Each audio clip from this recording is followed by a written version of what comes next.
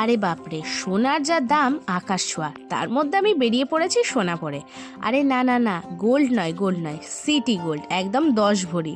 দিদি বলল বারবার তো সিলভারই পরিস, এবার একটু গোল্ডের জুয়েলারি ট্রাই কর, তোকে দারুণ লাগবে।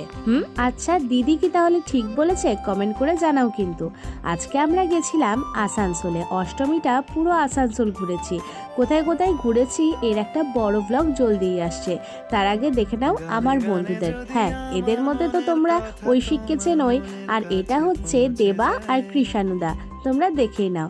আর হ্যাঁ, আরেকজনকে দেখালে কি না হয়, দেখেই নাও।